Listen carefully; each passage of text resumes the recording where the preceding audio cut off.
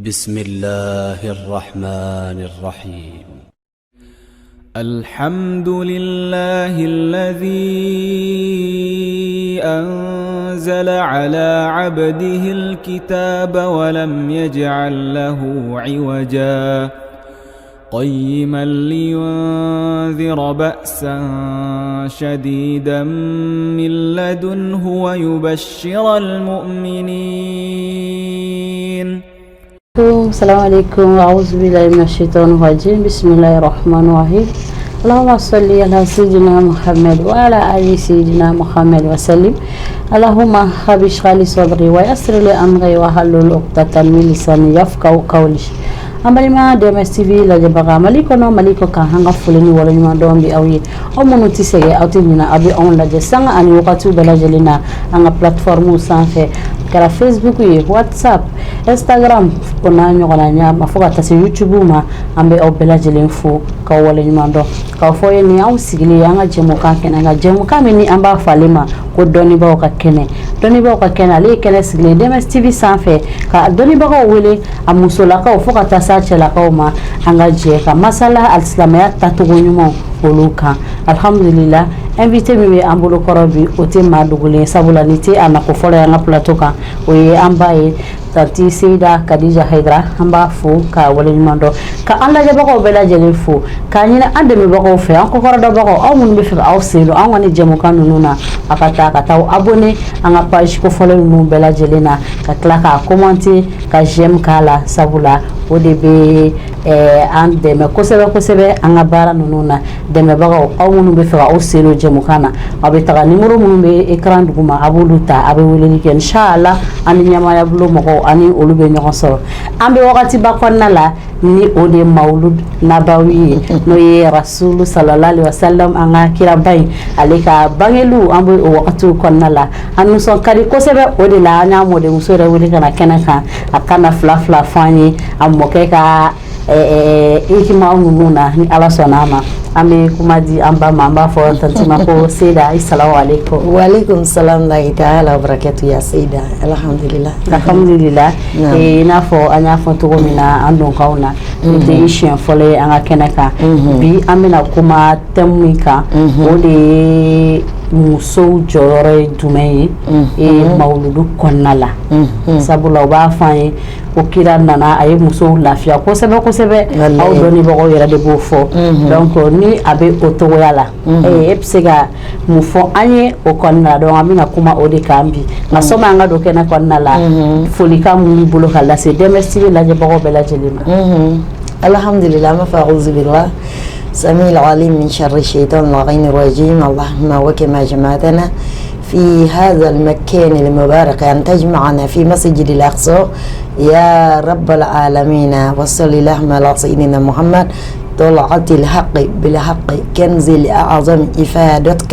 منك إليك إهاتة النور متلسم صلى الله عليه وعلى آله صلاة تعرفنا بها إياه آمين يا رب العالمين. Amma baad alhamdulillah an lameba an kanu bagaw an ba befu men yananga mugo fu folo an be mugo tigi fu folo mugo dali masa an be masa bilibili an ba fu an ba barkada Seyda ala ni barkada ka wati be an sigira an be alafu an jora an be alafu andara ame alafu ni heren na ala abarkayi wani toro fannana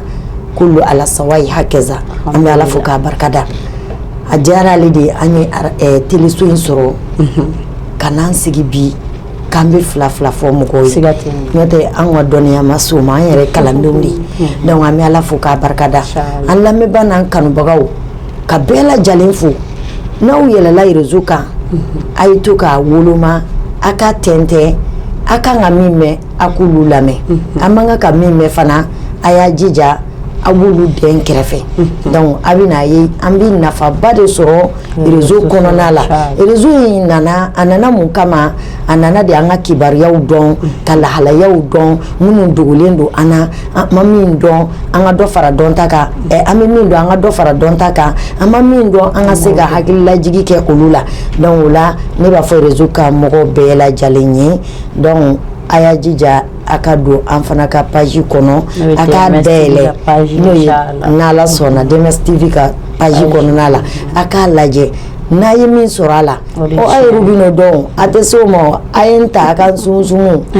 na aw yɛrɛ tɛmɛna min ni sumusumuni ka kan a b'o dɔn donc ala ka ni sababa bɛ o tuma na an kanubaw an mɛnbaw minnu b'an wele minnu t'an wele minnu tulo b'an na minnu tulo t'an na ala an bɛɛ lajɛlen dɛmɛ k'an bɛɛ sɔn hɛrɛ camanba sijan camanba kɛnɛya camanba lafiya camanba san caman mawuludu nabawiya sharifa ala i k'an bɛɛ lajɛlen kafu i k'an bɛɛ fara o yebaw kan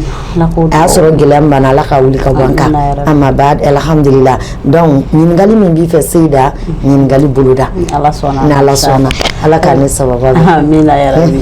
ayiwa sɔmi y'an ka taga yɔrɔ jan aw yɛrɛ ɲɛ b'a la ne parler no kosɛbɛ a yelen do Princess Shop fɛ ale madame Jara Adam Kone Gogo ale ka yɔrɔ do a bɛ fɛn caman kɛ a bɛ burumusu feere a bɛ prêt-à-porter kɛ a bɛ finiw kala hijab sutura bɛ fɛn fɛn a bɛ nin bɛɛ lajɛlen kɛ an b'a fo a ka cɛsiri la n'aw minnu mako bɛ Princess Shop ka nin fɛn ninnu na a bɛ wuli ka se Jelibugu la Sotelma kɛrɛfɛla la inchallah ni ala sɔnna a ma ni Princess Shop mɔgɔw ani olu bɛ ɲɔgɔn sɔrɔ ni ala sɔnna a ma an bɛ taga ni an ka jɛmukanw ye ɲininkali fɔlɔ an y'a fɔ ye cogo min na an bɛna kuma bi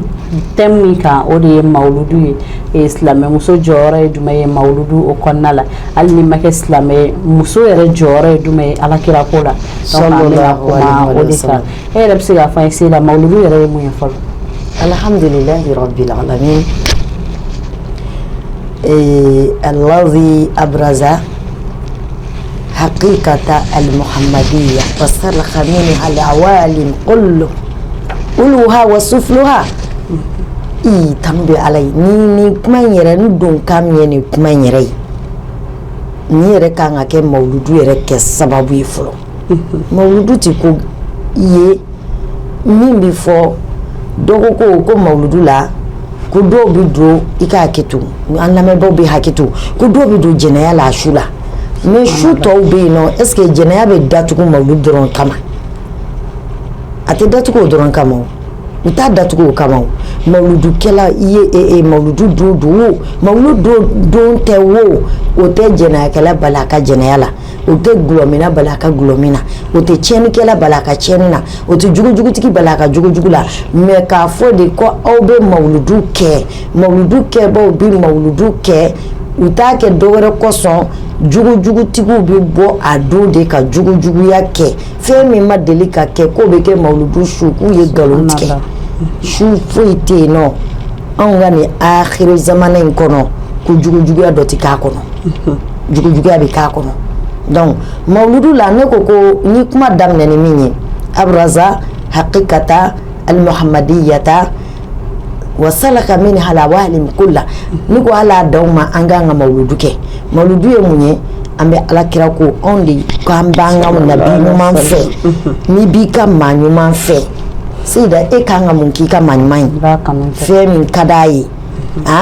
i b'o de yira i bɛ tila k'a kanu da kɛnɛma ala ko yan'aw ka bato kabla an ta'buduni farifuni yan'a ka ne ala bato a ye n dɔn fɔlɔ Muhamadu ko ye jumɛn ye anw y'a dɔn anw bɔra Muhamadu de la Allah subhanahu wa ta'ala a ye fɛn o fɛn da diɲɛ na hɛrɛma fɛn na kɔrɔtama fɛn na bonyama fɛn na fasamadiya fɛn na a bɛɛ bɔra nin cɛ kelen de la Aminata ka bajo sallallahu alaihi wasallam zamzamiyo tehamiyo sirajulahi munirula mutolibi mɔden ni Hashimi mɔden Manafi mɔden ni Qasiyi mɔden Kulabi mɔden ni Murrata mɔden Lu'ayi mɔden ni Ghalibi mɔden ni Firi mɔden ni Maliki mɔden ni Mudiri mɔden ni Nadiri mɔden ani Kinanata mɔden ni Khazimata mɔden ni Mudirikata mɔden ani Ilyasi mɔden ni Nizar mɔden ni Ma'adi mɔden ni Agdadi mɔden Makumi mɔden Nasiru mɔden Sabuhi mɔden Yurafu mɔden Yusufu mɔden Sabitu mɔden Nabila Ismaila ni Ibrahima mɔden sallallahu alaihi dabe ti kelen ye i ye nin fɛn fɔ sisan nin bɛɛ tɛndelen don k'a bɛɛ jɛ i bɛ fɛn fɛn dɔn k'a jɛlen don Muhamadu ko jɛma bɛɛ kabiri ala k'a da ko maa min wala de sifa yin kabiri ala k'a da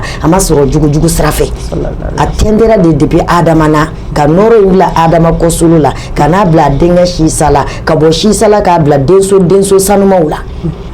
muso lankolon m'a sɔrɔ dɛ musukulu ala ma bila u denso la akasano ko anw bɛɛ lajɛlen ko Allah subhanahu wa ta'ala a y'a ka davion a y'a latigɛ ko n bɛ n ka davion datɔ la kɛnɛ kan a bɔra alakira yɛrɛ de la nɔrɔ in bɔra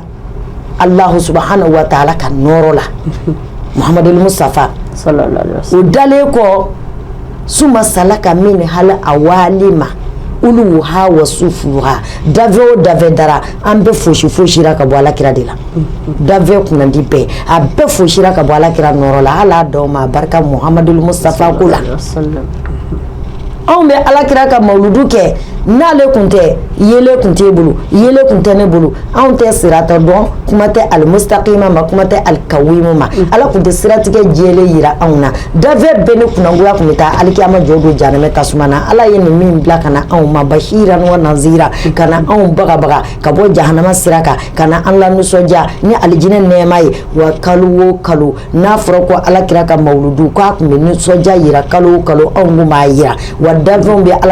alakira sallallahu alaihi wasallam a ka mawludu yira davion di diɲɛna min d'a yira Allah subhanahu wa ta'ala ka jinɛw mɛlɛkɛw adamadenw pavew kɔnɔw fɔfɔfɛw a bɛɛ lajɛlen ye ni mawludu nisɔndiya yira wa anw b'a yira diyara maa ye anw b'a yira ala ka san wɛrɛ yira an na an k'a kɛ n'a ka di ye i b'a kɛ ni farikolo a ka kɛnɛya ye n'a ka di ye a kɛ ni azkaru ye kɔlɔsi ta subhanallah alhamdulillah la ilaha illallah allahu akibaru ala e anw zɔsa masaw la masa belebele wallahi fɔnisere masa nin masa in nin de ye masa farima ye nin de ye masa gɛlɛ ye zuku watil matini nin de ye masa ye masa pisanen don a bɛ pisɔn don fɛn la a bɛ tila k'a sama ka bɔ a la adamaden o adamaden i b'a daminɛ bulanbulanya la don dɔ bɛ na se don dɔ la i bɛ dɛsɛ e ni ne an bɛɛ b'o position na a barikaw masa ye min an ye alakira don anw garisɛgɛ la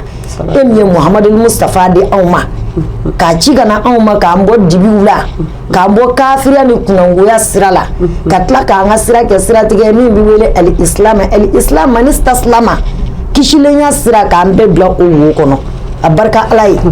Muhammadul Mustafa a ka mawludu tɛ dɔwɛrɛ ye koyi tɛgɛrɛ tulo tɛ balani fɔ tɛ décalé ko tɛ sagasaga dɔ tɛ donbolo tɛ bɔnbolo tɛ reggae tɛ disco danse tɛ Muhammadul Mustafa a ka mawludu a bɛ kɛ de ka ala wele ka solatu kɛ Baminata den ka k'a caya e ma ye juma o juma n'i ye solatu k'a ka siɲɛ kelen ala bɛ ka travail kɛ cɛ min ye sa anw ka mawludu kɛra o la o kun ka dɔgɔ o la i ye nafolo sɔrɔ i ye se sɔrɔ ala yanni k'a di diɲɛ ma yanni k'a di diɲɛ tɔgɔ a n'a yɛrɛ yira ma wari fara ɲɔgɔn kan n'i y'a fara ɲɔgɔn kan n'a cayara i bɛna mun de kɛ san yɛlɛmana mawludu sera ala cɛba min nana ka anw lakana cɛba min kɛra sababu ye ka anw bɔ tiɲɛniya la n'o tɛ an di dangadenya dɔn k'o ye dangadenya ye an di tiɲɛnikɛ dɔn k'o ye tiɲɛnikɛ ye an di jɛnɛya dɔn k'o bɛ dabila an t'a dɔn ko maanifin bɛ don jahanama na min nana an sama ka bɔ nin bɛɛ la ka an bila siratigɛ ma siratigɛ min ye siratigɛ jɛlen ye a barika ala ye o cɛba in donni na anw bolo mawludu yɛrɛ bɛɛ filɛ alhamdulillah ayiwa hakili la a bangena diɲɛ kɔnɔ don min na ala ye hɛrɛw dayɛlɛli min kɛ ka fatuw kɛ ka nasuruw kɛ ala seyida e bɛna ne ka tension monter ne tɛna kuma di e ma nin kira ko ni ne donna na dɔrɔn a jeli mana don ne sogo la ka ban a banna de tension bɛ monter an ma tila an bɛ pikiri de bɛ ka kɛ n'a la o de kɔnɔna la an bɛ taga ni an ka ɲininkali kun filananw ye i ye mawludu kɛkun fɔ an ye sabula ko mawludu bɛ kɛ kira nana kisi nɛɛma b'a ye k'an bɔ jahanama la k'an bila alijinɛ sira kan hali n'a dan'o ma an bɛ mawludu kɛ donc an bɛ fɛ ka mun dɔn sisan an balakaw aw yɛrɛ b'a fɔ ko aw dɔnnibagaw b'a fɔ ko kira nana kisi nɛɛma ko kana musow bɔ ko caman na sabula ko muso kun tɔɲɔlen don muso kun tɛ jate ni a ma ɲɛ ko o kɛra an kuntigi sallallahu alaihi wasallam musow kan ka mun kɛ alakira ko la alhamdulillah seyida n bɛ segin kɔfɛ dɔɔni Muhamadu ko in na ni ala ye sɔn denkura la o denkura dilen e ma k'a sɔrɔ i ye diɲɛ kɔrɔ boli ka tilebi boli ala n sɔn den na ala m'a d'i ma n'i ye maa tɔw ta i bolo i hakili bɛ jigin i ka dendaya la ni i y'a ye dɔw bɛ ka nasusu la kɛ ka nasusu u denw sigi b'u kɔrɔ denw bɛ taa kalanyɔrɔw la den kan ka nafa o nafa dilan adamaden ye ne y'o ye i ɲɔgɔnna bolo ala m'a d'i ma i y'a dɔn u bɛ digi i la dɛ donc ni ala nan'a den ma don min na dun e kan ka mun de kɛ ala kira mɔkɛ dɔ tun bɛ yen u b'a wele ko Nizar Nizar ala y'a sɔn Nizar yɛrɛ kɔrɔ ye min ye n bɛn'o fana f'i ye a mɔkɛ dɔ tɔgɔ ye ko Nizar Nizar bɔra Buni Mudiri Buni Nizar Nizar de bɔra Mudiri la Nizar ko a ko ale nana fɛngɛ Mudiri ko k'ale nana den sɔrɔ yan'a ka den tɔgɔ da ko Nizar denkundi bɛ kɛ don min na n da ma kalama ko denkundi bɛ kɛ don min na ale de ye den bangena dɔrɔn ale nan'i jɔ den ɲɛ kunna ka den ɲɛ lajɛ a ye alakira nɔrɔ de den ɲɛna sallallahu alaihi wasallam den ɲɛkisɛ 2 a ye nɔrɔ dɔ di nɔrɔ in ye Muhamadu Mustafa nɔrɔ di tellement que o kɛra a kɔntara a nisɔndiyara a ye mun kɛ denkundi don i t'i miiri dumuni si ma hali kɔnɔw ni waraw kungo kɔnɔ u bɛɛ lajɛlen ye dɔɔni dɔɔni dun wallahi Nizar ka denkundi a dumuni na arabu ko nin dɔ kɛra waso de ye a ko ayi dɛ a ko nin den min filɛ nin ye ko nin kungo ka dɔgɔ den ka kungow la ne ye musaka min don nin den ka dumuniw na ani ka maaw wele dafɛnw k'a don adamadenw k'a don a ko n ye nafoloma fɛn fɛn o fɛn don nin na a ko n ye nɔrɔ dɔ de ye den ɲɛkisɛ den 2 kɔnɔ a ko o nɔrɔ in dɛ o nɔrɔtigi n'i ye fɛn o fɛn kɛ k'o jaza a k'o ka dɔgɔ o ka jaza la n'anw ye mawuludu kɛ o t'a barika ye o t'a nɔgɔma ye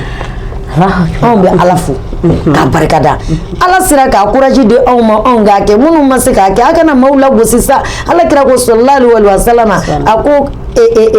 suna ɲuman ka baara ɲuman kɛ hali u b'a fɔ ko kulu dɔla le bida ala kira ma nin fɔ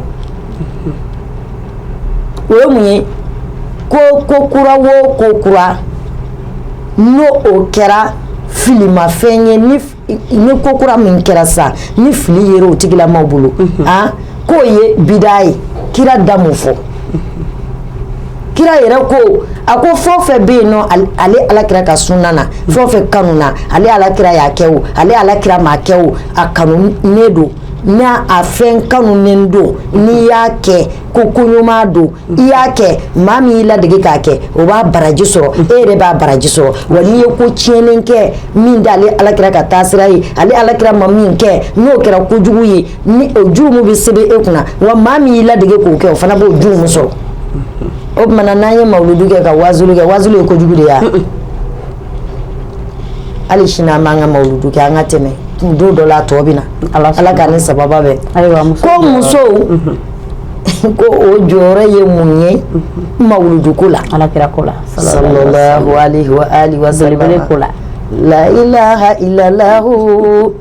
Muhammadu Rasulullah sallallahu alaihi wasallam Sayyida Siti jonye dabaliti jonye seni dabalitigi Allahu zil jalal wal ikrami abarka onye alam ye Muhammadul Mustafa do on garsigela on musalaka de kan afo tare abarka alaye muna nislameyala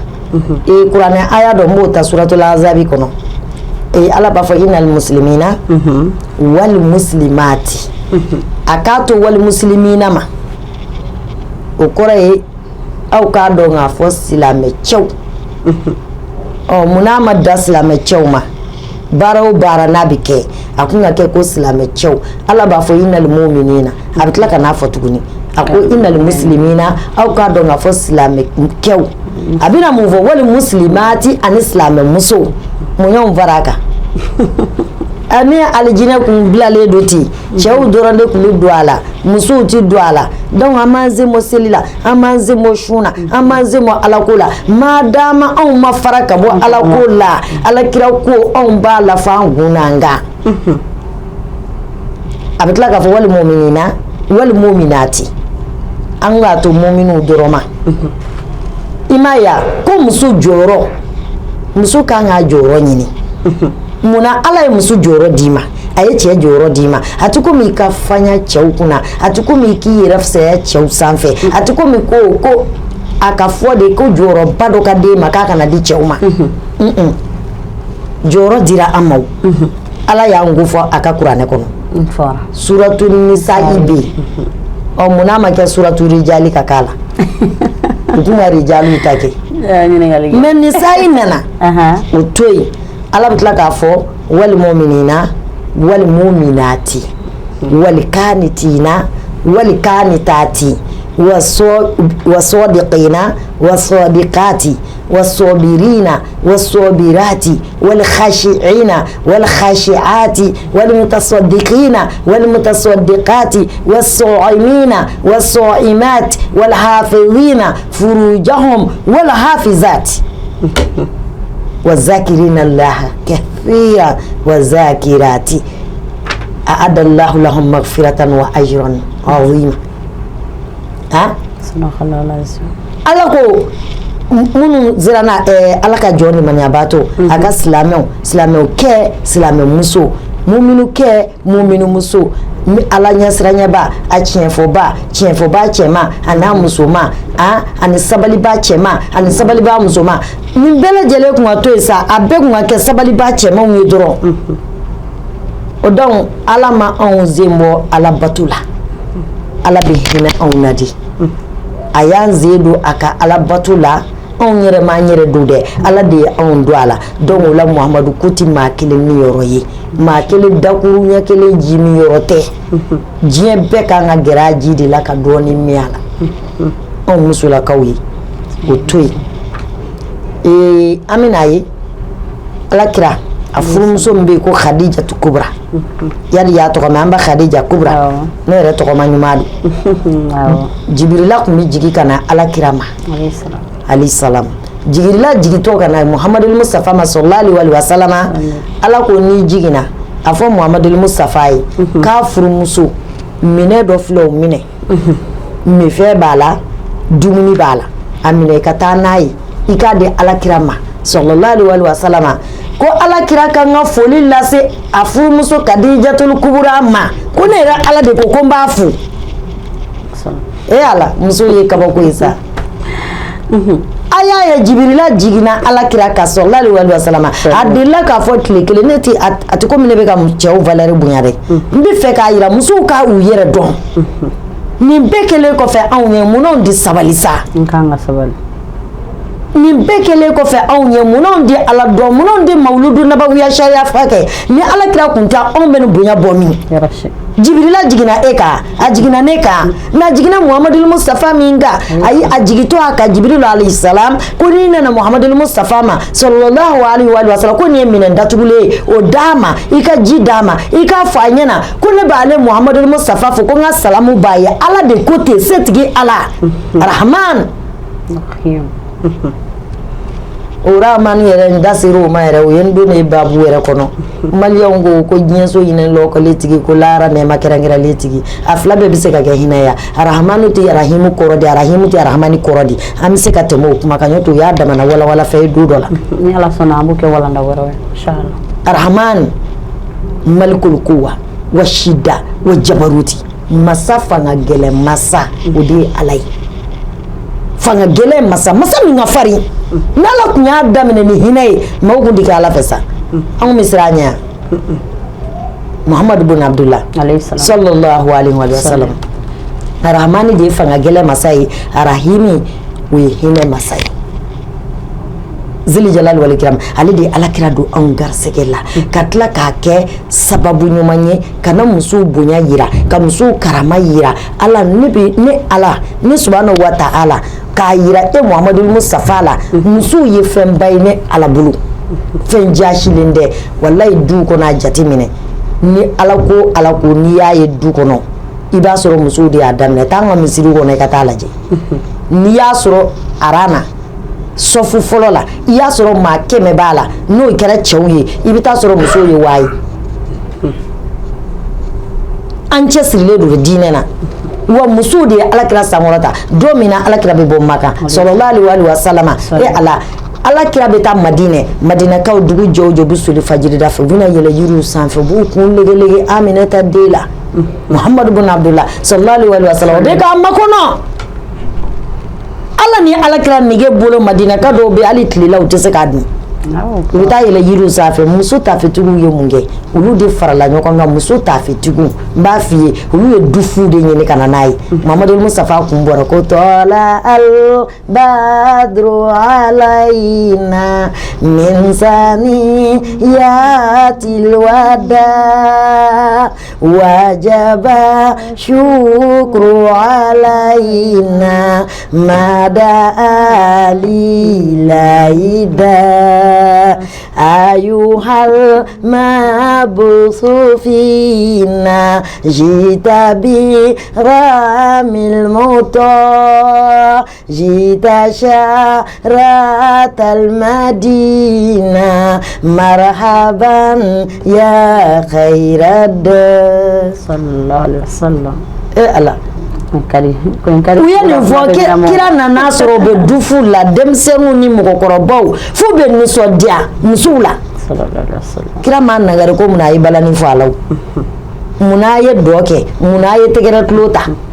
kira m'a fɔ mun na k'o tɛ bɛn kira m'a fɔ sariya kɔnɔ musow ka nisɔndiya n'ale alakira nali ye ka dufu fɔ ka tɛgɛrɛw fɔ ka dugawu kɛ ka na ale alakira nɔfɛ kira m'u bala la ono mawludu sera ko aw ne tɛgɛrɛ fɔ hali sini an b'a yuguba ayiwa tuma u k'a faamuya koyi tɛgɛrɛ tulo tɛ koyi dɔn tɛ koyi hadamaden ni nisɔndiyara i t'a de bɛ min kɛ sa Abu Lahabi tɛ nin ye wa alakira a fanijini Abu Lahabi a taara fɔ a ɲɛna ko alakira bangena sallallahu alaihi wa sallam bangeni don a tulo la yɔrɔ min na dɔrɔn Abu Lahabi nisɔndiya kojugu a ko jɔnmuso ma ko n'i ka hɔrɔnya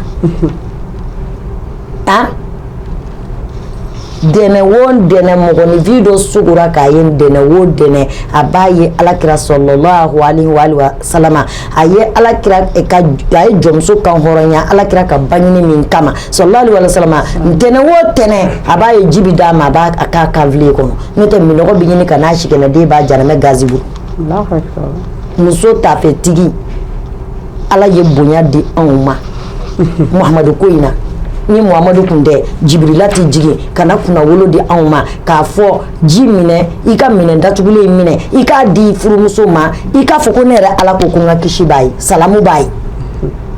ala delila ka maa jumɛn vosa Sera Kadija Kubra muso kan ka mun yɛrɛ kɛ ni mawludu muso kan ka fɛn bɛɛ kɛ n'u se bi ko fɛn o fɛn na ala ko la i nafolo i bolo nafolo don min na gazwatu Tabuki kɛlɛ bɛ kɛ gazwatu Tabuki kɛlɛ la alakira sallallahu alaihi wasallam ko kira ka silamɛya daminɛ ni muso de ani denmisɛnninw hali don min na yahudiya kɛ bɛ na a bɛna don silamɛya la a bɛ sɔn alakira ye sallallahu alaihi wasallam a nana sɔrɔ muso mutafina bi nisai mutafina bin nisai wa sibyan a y'a sɔrɔ denmisɛnninw de kɛlen don ka alakira lamini ani muso ko maa tafala jama ma jɛrɛ muso ni denmisɛnninw ma jɛrɛ cɛ la fo n'a kɛra nkalontigɛla ye a y'o de fɔ alakira ma sallallahu alaihi wasallam n'i bɛ fɛ i ka bonya sɔrɔ bi i bɛ fɛ i ka karama sɔrɔ bi aw tɛ k'a ka kumaw bila réseau kan denmisɛnninw ni musow de b'aw sankɔrɔta olu de b'an sankɔrɔta ne tɛ cɛw mago t'a bɛɛ la donc alakira sallallahu alaihi wasallam a kɛra sababu ye anw muso yahudiyaw maka yahudiya kafiru yahudiyaw olu tun bɛ mun kɛ olu de tun bɛ muso ta n'a bolo donna règle la walima kalo labɔ la walima n'a bolo donna bange jeli la u b'i ta ka taa dingɛ tigɛ kungo kɔnɔ i ka ji n'i ka dumuni bɛ ɲɔgɔn sɔrɔ ko règle tɔ basi bɛ bɔ muso min na k'o man k'a ka sigi dugu kɔnɔ mɔgɔw fɛ silamɛya nana alakira ko k'a bɔ a ma o bɔra a ma anw musolakaw ye anw bɛ ala fo cɛ dɔw bɛ yen n'i bolo donna règle la f'u bɛ ɲugu i la ni silamɛya ni ala ko tɛ u ti gɛrɛ i la hali u ti kuma i fɛ ne m'a fɔ i ka gɛrɛ a fɛ da ɲɔgɔnya la dɛ mais ka kuma a fɛ ka kuma duman k'a fɛ ka baro k'a fɛ o bɛ bɛn basi to mais kana da a fɛ de makan arabuw yɛrɛ i den n'a kɛra cɛ ye u tun b'a faga den cɛman ka da mun kan li khashiyatil imlaq ni fahantanya ɲɛsiranɲɛ kama muso jala kun t'o ye dɛ muso kelen kun de faga makanɛ ka taa musomanin ɲɛnama don dingɛ kɔnɔ o kun bɛ kɛ musow la mais cɛ kun bɛ faga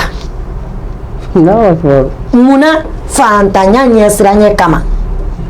li khashiyatil imlaq Allah subhanahu wa ta'ala ya jigi alakira ka sallallahu alaihi wa sallam aka na dunva fanda ya gele ya kama muso ta kumike mungama muso bisika munge ngo mugoti muso jati ni muso de ke dron ka mara sokono che wo cha jati mine che wo cha ka bara ka muso toro ka nyeni billahi che langolo do isigi halaka na so ngabe desala dudola alakira yi che obunya alakira ko kama sallallahu alaihi wa sallama on nyenama anande nyenama ati bushana kata dinya tige ka bogo ka datugo adala musumani o dablala on gama endu jamana na endu ta endu folo ni endu ni muso na che fatuwa ulugu di fili akodon ni che fatura ngu kumbi fara che ka kata be jeni ka mu bode ka kejila salama alakira ko de man be dabla Muhammadu Rasulullah alakira furu muso Sayyida Aisha amba Aisha alaka jeba ma Aisha fleni Aisha ya adisa wafla kemefla anitan adisa wafla kemefla anitan alakira ya to akwa ya kabla amba Aisha bulia ni muso ka bunya ta mataka cheba otuya afa kundia Umar kundia Usman kundia abado muso ni muso dadu na jien fofela hanna bi chi abigla muso nyuma o mana alakira kama alakira koso onya alakira ka di sawso amba me hali munu ba fo muso te kuma rajula re ganga kumude ganga kangaragide achira blela wuli ka bukoro hasidiya kuma de amba fango Rasul sallallahu alaihi wasallam alina na droit des femmes ko di muso ma abana so ni kuma bebe résumé de la ina fo ambe fen na bi be Muhammadu ka horoma de sabula ni ya meni sara ida wida do faso kuma le be balo de la donc ambe alsa amba nyakari amba anu sondia amba sondia kama Rasuluka sallallahu alaihi wa sallam aywa ambe anyini akanu bago fe alisa akata nga page aimé ko abonné ka kla ka partager Facebook YouTube Instagram ona nyona chama anga fulibe awye ka nyina de me bago fe fana o mun be fe aw sindo anga jemo kan nuna akata anga numero nuta be mun be kra duguma ani anga nyama ya blo mo bi nyoko soro ambe bela jele fu ne rebe nga mami abibi be afo princess shop madame Diara Gogo Adam Kone abe jelibugu sugula kataka se sotelma fa fela la ni ala sonama ni awsira yoro la numero bina di aw ma ko fe inshallah sutura fini pela jele babo ale ga bazire sutura de sabula sawonsa abe do fara organiser ima fe o association bambulo sutura kama ijabdi taroni mo chamaye ado donc ijabdi ale de be organiser sawonsa ko sutura fini do muso bela jele nga sutura abe sutura di muso ma abe ayre se fenfe wa mo horbatere muso de do na manye ko ambe mawludu hukumu kanna la le kanga fu ko seba Allah ko seba inshallah ambe afoni kene konna la o tebele ko fa bo ni ba ame takani anga jemo kan alisa doni bo ka kene o konna la temu ni be ambolo bi o ye muso jore dume alakira ko la alisa mo mana ke e bolo ka farani ka ngo fanye ani ladili kam mana ki bolo ka di muso ma sabula muso kele no ku yere dokaya bi on kele no ka on yere bafuye ka ibe muso do yere no abe muso ebe malo ya ka foko ni muso e ka be fega mu fo o muso la kanu yi ambela jele nga sigi ala ka menen ko be fega amba Aisha hadisa dirama hadisa wafla ani hadisa kemefla ani hadisa ta aka ke ka blajien kono ka jense muso ku joro do chew ku joro do cheba ku mita hadisa minabu alakira suma yilmani ko ombe alakira fu amba barkada anaku ya di chewma chew mu waso muso la kaula donc ayi min ke ka kuna wulo baro di awma o temeni ko alakira furu muso do be ko Ummu Salma domina ubora maga ubina sigi kana do maga mata Madina utara Madina sigila ala ko Muhammadul Mustafa ma nyine obita hiji tellement que o y'a sɔrɔ magankaw bɔra k'u musow to dɔw bɔra k'u denw to madinakaw dɔw bɔra k'u denw to dɔw bɔra k'u ka so to dɔw bɔra k'u ka nafolo to yala u ka so nege b'u la alikaba fana nege b'u la u ka taa yazuruya u bɛ sira la k'u bɛ nalen ala y'a jigin a kan ko Muhamadul Mustafa ko taali bɔra a ma o y'a sɔrɔ bɛɛ ni dusu bɛ ɲɔgɔn na ni kɔni donna bi ni n fa ye ni n ko n fa ma k'a ka tugu ala kira kɔ n'a ma sɔn kɛlɛ bɛ bɔ a la kira bɛ taa jihadi la n ko muso bɛ t'u nɔfɛ muso jɔyɔrɔ tɛ yan ni min joginna n k'a b'olu minɛ ka t'olu ka dabaw k'u la dɔw yɛrɛ bɛ ala kira dɛmɛ ka kɛlɛ kɛ muso wulila ka taama ka se ala kira ma sallallahu alaihi wa sallam ka an nana i fɛ ala kira ni cɛw bɛ taa jihadi la a ka kan anw musolakaw ka place dɔ sɔrɔ an fana bɛ fɛ i k'an labɛn an ka taa kɛlɛ kɛ olu musow jagɛlɛnw taara musoya tɛ gansa ye dɛ musoya tɛ mɔnɛ ye n kɛra musolankolon o de ye mɔnɛ ye ala k'an kisi o ma tuma min na ni ala kira ye nin fɔ sahabaw ye majaw ye kira k'u ma ala subhanahu wa ta'ala ko an ka bagan faga yan hiji bagan min n'an b'a faga an ka faga yan an k'an kunsigiw si tigɛ an ka farigasiw si tigɛ o kuma fɔliw ɲɛna kira y'a fɔ kelen maa m'a jaabi a y'a fɔ fila maa m'a jaabi a y'a fɔ sahaba maa m'a jaabi Umu Salma y'a furukɛ wele a ko na yan nana a ko Muhamadul Mustafa n'an bɔra e ka fɔlɔ sallallahu alaihi wa sallam e k'i kunsigi tigɛ n'i y'i kunsigi tigɛ i sigi ka sahabaw lajɛ u bɛ na min kɛ ala ko muso de hakili sigi sa n b'a f'i ye de a ka ca ala kira ye valeur k'aw na koyi mun na cɛ dɔ ma se k'a fɔ a ɲɛna ko ala kira ko ni plan kɛ a bɔra yɔrɔ min na ka na dɔrɔn kira ko a ye na kunkolodila ka na ale kunsigi tigɛ kunsigi tigɛla nana a kunsigi tigɛli daminɛ maa o maa bɛɛ ye bɛɛ y'i ta di jama de bɛɛ de y'i ta kɛ e bɛ ne ta kɛ ne bɛ e ta kɛ a teliyara yɔrɔnin kelen a ko cɛ Umu Salima k'i hakili ɲuman di donc anw musolaka o y'anw ka bonya n'an ka karama ye ne ko n ko muso ma se k'olu ladege olu ye musolankolon de ye n'o tɛ muso min bɛ se k'olu modèle kɛ ka diɲɛ jɔ ka maaw bila sira ɲuman kan ka sira ɲuman jira mɔgɔ ka baara ɲuman jira mɔgɔ la olu de ye muso la muso hɔrɔn ye olu de ye muso ɲumanw ye olu de kan ka ala kira ko mawludu kɛ ala k'an bɛɛ lajɛlen y'o musoba ninnu sallallahu alaihi wa sallam hɔrɔma bi jɛli Mustafa o to ten silamɛya dira a ma don min na gaaru kɔnɔ ani mɛlɛkɛ ɲɛ kɛ 4 ye mɛlɛkɛ Jibirila a ye san 3 de kɛ a bɛ taa gaaru kɔnɔ hɔrɔnmuso muso sabalilen Sida Kadijatu Kubra lawla malu Kadija wa seifu Ali lamma hazzama din ni an ba Kadijatu Kubra n'a ka nafolo kun tɛ ala ko an ba Aisha don dɔ la o kisa o tɛna n yɛrɛ bila o bɛɛ la mais mi yɔrɔnin dɔ ta ala kira ko a ko Aisha Kadija ka di n ye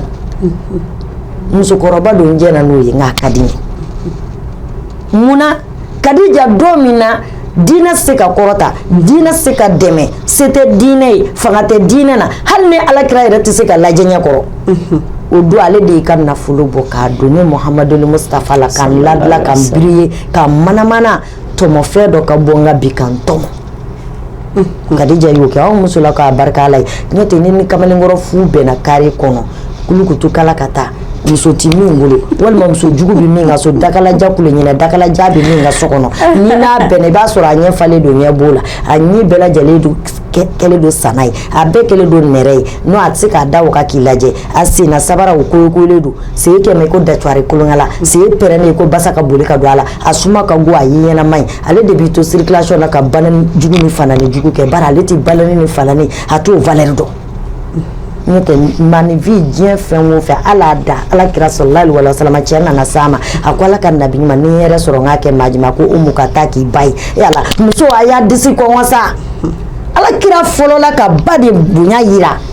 ka ba karama mun n'a ma fɔ taa k'i fa ye a ko Umu ka taa k'i ba ye a y'a ko ye a seginna ka na a ko ala ka nabi ɲuman ni yɛrɛ sɔrɔ o kɔfɛ n k'a kɛ maa jumɛn ye a ko Umu ka ala muso a ye ala kira ka mawludu kɛ sa ala aw bɛ min di diɲɛ ma fa se sama ja se ba se waranikala ja se sama donna ɲɛtu la gɛnbaa ta la tarawele tɛ wa kun bɛ jakarta boli kɔlɔ la ka fɛlɛ minɛ kɔlɔ da la a bɛ jakarta boli kɔlɔ kɔnɔ ka taa fɛrɛ minɛ kɔlɔ da la walima barama da la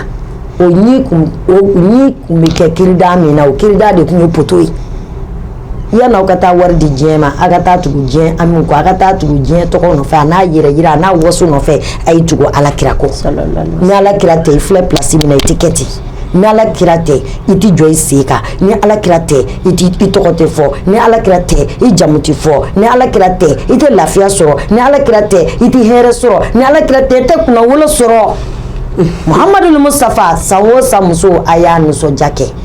ni nafolo min b'a bolo a y'a don a la ni ji min b'a bolo a y'a don a la gazwatu Tabuki la musow b'u labɛn musow kun bɛ na walayi Muhamadu Mustafa a ka di anw y'an ka jihadi k'i bolo fanga tɛ anw na u b'u ka sanu an'u ka wari k'a siri musharini dɔ la ka na n'a ye k'a di Muhamadu Mustafa ma taa diinɛ dɛmɛ i k'i yɛrɛ dɛmɛ i ka diinɛ ka kɔrɔta diinɛ bɛ sanfɛ se tɛ anw ye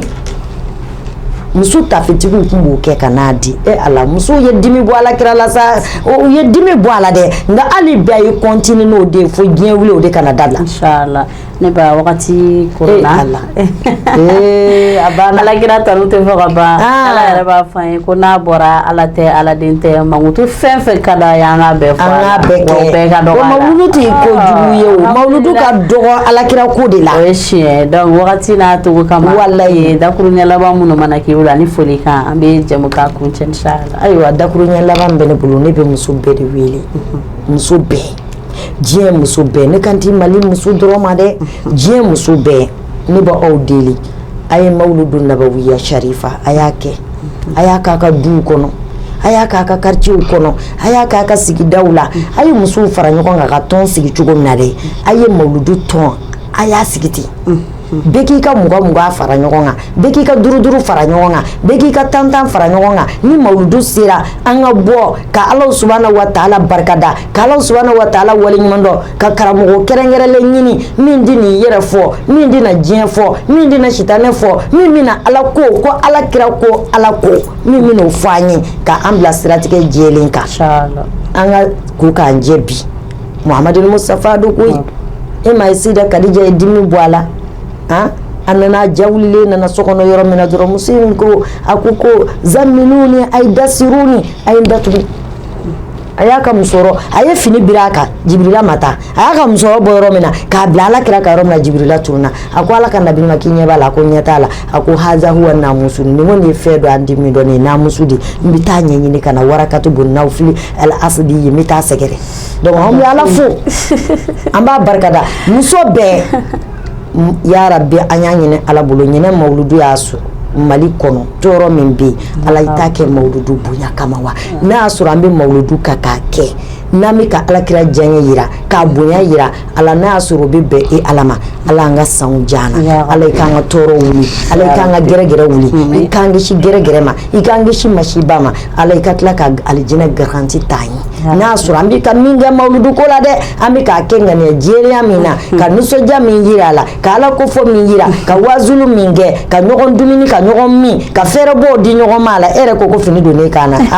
nin bɛɛ kɛra mawuludu bonya de kama donc an bɛ Ala fo k'a barikada e ma ye anw karamɔgɔw filɛ ni Alakira tɛ ni kira ko mawuludu yɛrɛ tɛ anw de fɛn sɔrɔ o bolo wa anw bɛ Ala fo k'a barika n'o tɛ sangabuna la 10 ni 5 ni 2 de bɛ bila anw kunna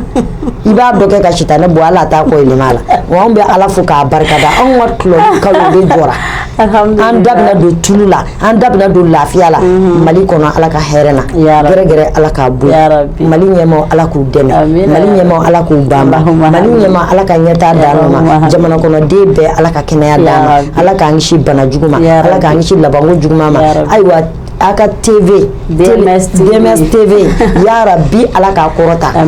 Ala k'a kɔrɔta minnu ye an kanu hali sirimuso ka nin émission in na minnu ye sirimuso kanu ni se b'aw ye n bɛ wele da a y'a jija a ka bila télé yɛrɛ de la télé yɛrɛ ka bila a kɔnɔ a y'an dɛmɛ Ala kama a y'an dɛmɛ kira kama sirimuso yɛrɛ ka se ka bɔ sa ni Alakira ko in ye n'i y'a kɛ i ye Alakira de dɛmɛ i ma ne dɛmɛ dɛ i ye Alakira de dɛmɛ donc ni téléso sera ka kɛ yan sirimuso yɛrɛ k'a yɛrɛ ye o téléso la DMS TV kɔnɔna na a barika Ala ye Ala k'o bɛɛ nɔgɔya o tuma na Ala ka san caman yira n na wasalamu alaikum k'an bɛɛ sigida wɛrɛ waalaikum salam ayiwa DMS TV lajɛbagaw ni ne tun ye aw garisɛgɛ ye bi dɔnnibaaw olu ka kɛnɛ o kɔnɔna la an tun bɛ ka kuma fɛn min kan o de ye muso jɔyɔrɔ ye jumɛn ye alakira ale ka mawuludu sallallahu alaihi wasallam o kokumu kɔnɔna la an ka maa welelen tun ye Seyida Kadija Hayidara ka bɔ Badalabugukaw fɛ alhamdulillah an b'a fo kosɛbɛ kosɛbɛ a ka cɛsiri la sabula ale fana ye muso cɛsirilenba ye diinɛ kɔnɔna la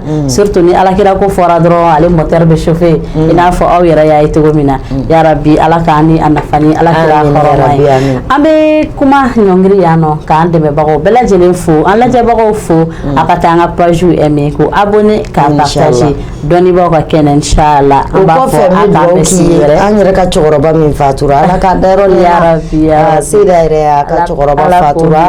an bɛ dugawu kɛ alijinɛ ala k'a nɔgɔya ya rabbi wallahi fo ka juru an bɛ dugawu kɛ ya rabbi an bɛ cɛ ni muso bɛɛ fo ka dugawu kɛ bɛɛ o diyara n ye ala k'o dugawu minɛ ya rabbi assalamu alaikum wa rahmatullahi ta'ala wa barakatuh a k'an bɛ sigi wɛrɛ inchallah بسم الله الرحمن الرحيم الحمد لله الذي أنزل على عبده الكتاب ولم يجعل له عوجا قيما لينذر بأسا شديدا من لدنه ويبشر المؤمنين